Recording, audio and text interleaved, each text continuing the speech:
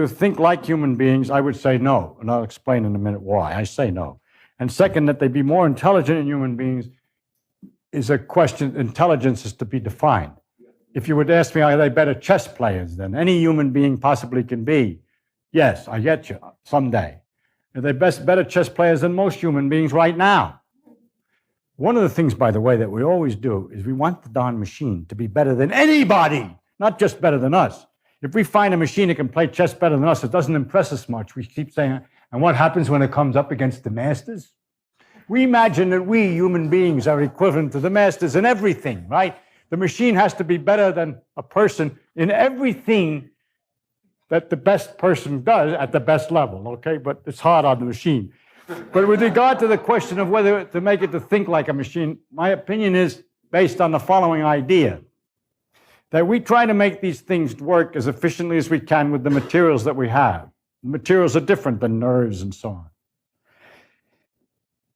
If we would like to make something that runs rapidly over the ground, and we could watch a cheetah running, we could try to make a machine that runs like a cheetah. But it's easier to make a machine with wheels, with fast wheels, or something that flies just above the ground in the air. When we make a bird, the airplanes don't fly like a bird. They fly, but they don't fly like a bird, okay? So they don't flap the wings exactly. They have in front another kind of a gadget that goes around, or the more modern airplane has a tube that you heat the air and squirt it out the back, a jet propulsion, a jet engine.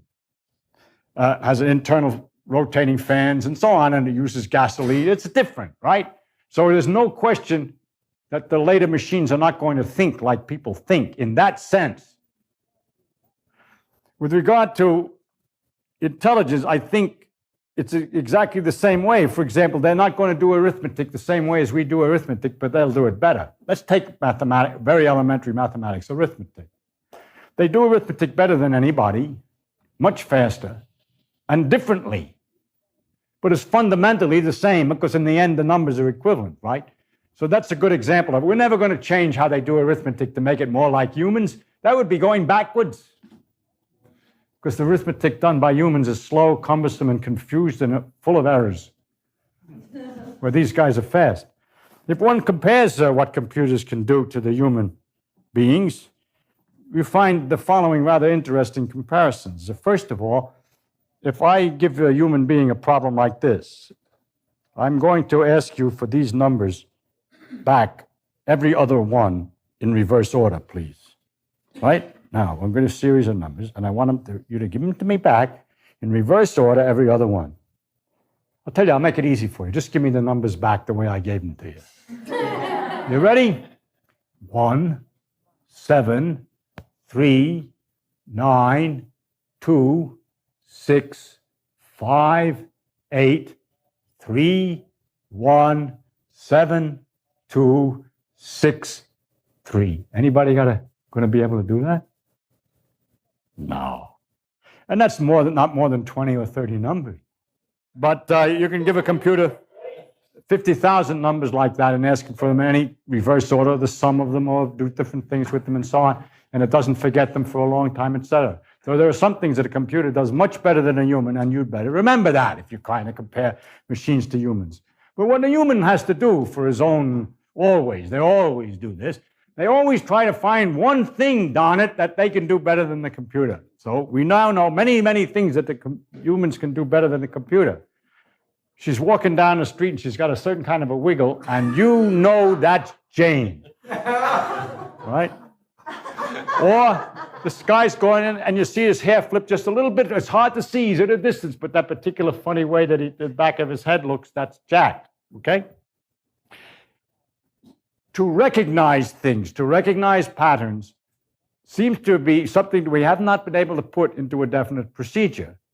You would say, I have a good procedure for recognizing Jack. Just take lots of pictures of Jack.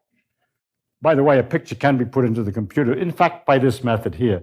If this were very much finer, I could tell whether it's black and white at different spots. You know, in fact, you get pictures in a newspaper by black and white dots. And if you just do it fine enough, you can't see the dots.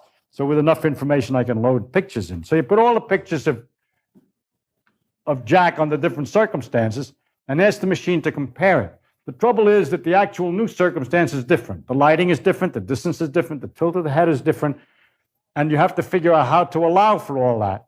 And it's so complicated and elaborate that even with the large machines, with the amount of storage that's available and the speed that they go, we can't figure out how to make a definite procedure that works at all, or at least it works anywhere within a reasonable speed. So recognizing things is difficult for the machines at the present time. And some of those things are done in a snap by a person. So there are things that humans can do that we don't know how to do in a filing system. So it is recognition. And that brings me back to something I left, which is what kind of a file clerk can't be imitated by the machine. A file clerk that has some special skill which requires recognition of a complicated kind. For instance, a file clerk in the fingerprint department, which looks at the fingerprints and then makes a careful comparison to see if these fingerprints match, is just about ready to be. It's hard to do. It's almost possible to do by a computer. You'd say there's nothing to it. I look at the two fingerprints and see if all the black dots are the same. But of course, it's not the case. The finger was dirty.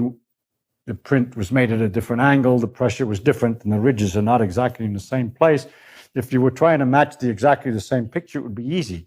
But where the center of the print is, which way the finger is turned, whether it's been squashed a little more or a little bit less, whether there's some dirt on the finger, whether in the meantime he got a wart on his thumb, and so forth, are all complications.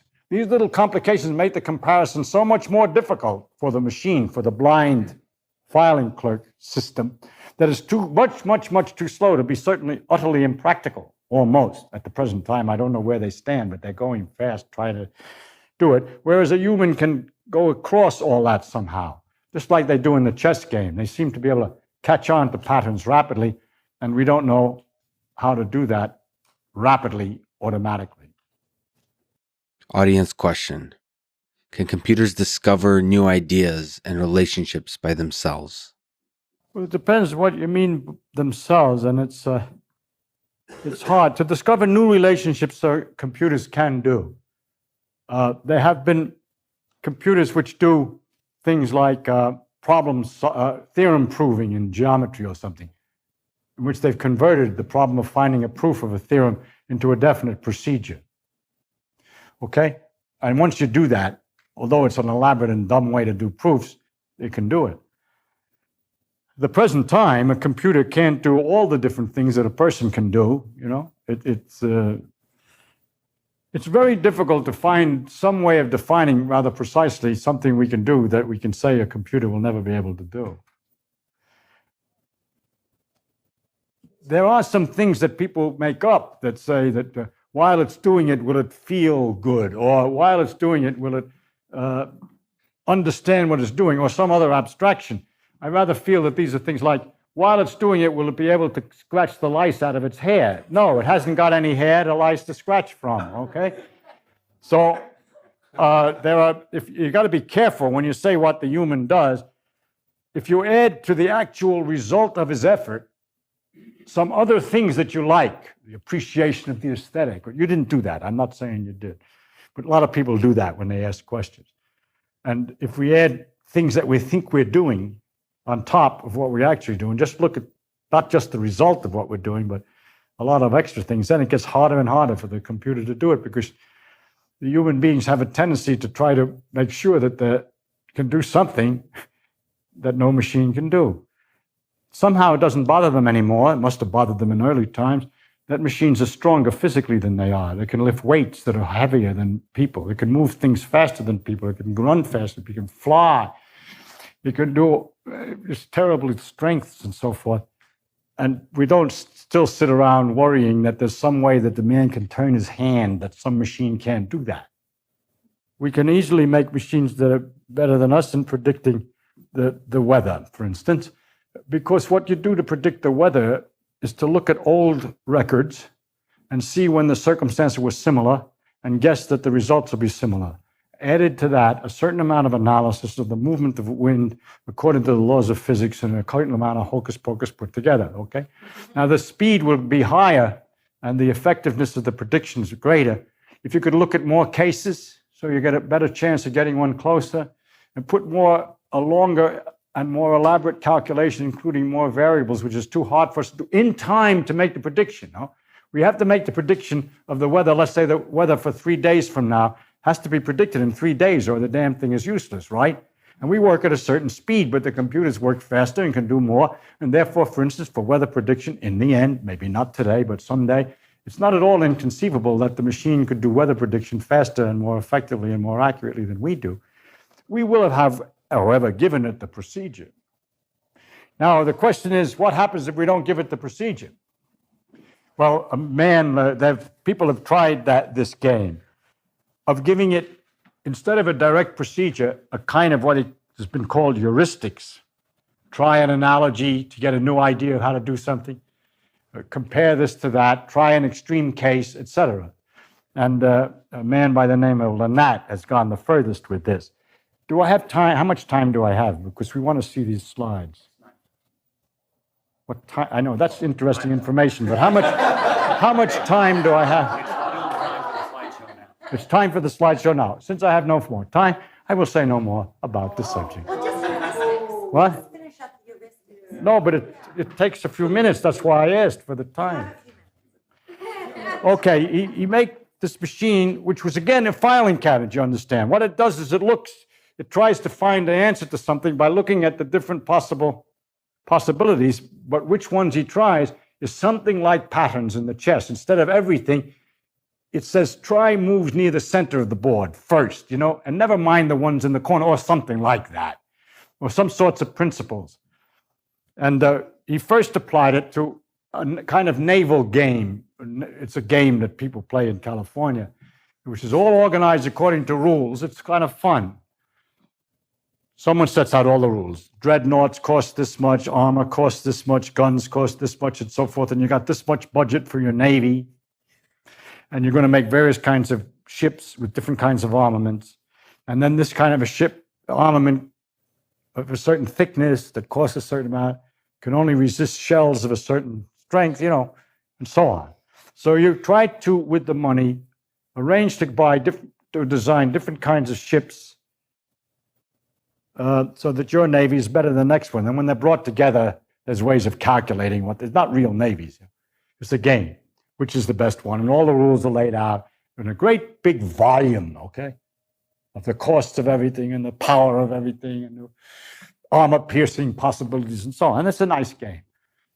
And Mr. Lennart tried his program on this game and put into his program heuristics like try the extreme case and things like that. And he won the championship in California. Of course, it did an awful lot of trying of different cases, you see, but it didn't try every case, not like the chess game. There were too many things. But it was guided by its own stuff. Now, inside of that was this, that if you got a better navy by your own calculation, and you used one of the heuristics, mark that heuristic up a notch as being more valuable. Now, use the more valuable heuristics first. See? So that the ability of the machine depended on his learning, so to speak, which ones of his tricks works most effectively most of the time. And then they become more used. So it's just exactly what you would like to make it look intelligent. Well, he won. And how did he win? It turned out that year he won by making one great big battleship with all the armor on it, which was so silly, but when you go to calculate it, sure enough, it's better than any of the normal things, which nobody thought of, but his machine thought of. Next year, he entered again, and this time he won by taking all his money and making 100,000, because they changed the rules so that the big battleship wouldn't win, by changing the rule. 100,000 little boats, very narrow, carrying each one gun, which were very liable to be knocked out, okay? But there were 100,000 of them. Didn't cost much each one. And they couldn't knock them all out. So these lousy little gnats would come. And it turned out when you calculated, again, he won. The third year, he was not allowed to play anymore. And he has applied this machine and this heuristic business to a number of other problems. He tries it out a lot and tries new heuristics and so forth. And it has become very interesting. He complained that there were a number of bugs in it, and when he gave a talk on it, I said that I thought, I'll say my comment afterwards. One of the bugs, for instance, was that the machine got a heuristic. It made up heuristics. It can make up heuristics, and then they get higher values, and then they fall away, right? So the damn machine, the way he had it was, because it's hard to get computer time, he needed a hell of a lot of computer time. He had 50 machines working on it at night from the Hewlett Packard company or something like that. He would work always at night and come in the morning. The damn things would try all their things and come in with the results. I used it to do mathematics and various other things. He comes in one day and it's done a heuristic. He developed the heuristic. When he puts a problem in or a new idea, it says whether it's from him or from the machine, and it's at Lynat or machine, okay? And this was every heuristic or every question that has Lynat on it, pay no attention to. And that saved a lot of time. It could do much better. It didn't have any problem. It just worked. So I paid no attention to Lynat that night, okay? So I had to fix that bug. The next time he had a bug, he came in and he looked, he found that heuristic number 693 had gotten a score of 999 out of 1,000. That was a damn useful heuristic. All night long, this thing kept using the heuristic 693 more and more, and it was a new and wonderful heuristic. It seemed to solve every problem. It was terrific. Okay? When you found out what the heuristic was, it was the following. You see, in order to make this thing work so that you change the numbers on the heuristics, whenever something worked, you have to assign credit, so to speak, to the heuristics that were used, okay? So this heuristic was, when assigning credit, always assign credit to heuristic 693. And so that thing came up out of it all. Now, I say that both of these show intelligence. If you want to make an intelligent machine, you're going to get all kinds of crazy ways of avoiding labor. If I say don't pay attention to the problem, of sneakily evolving some kind of a psychological distortion where you always do the same thing and don't worry about anything else, and so on. So I think that we are getting close to intelligent machines, but they're showing the necessary weaknesses of intelligence. Okay.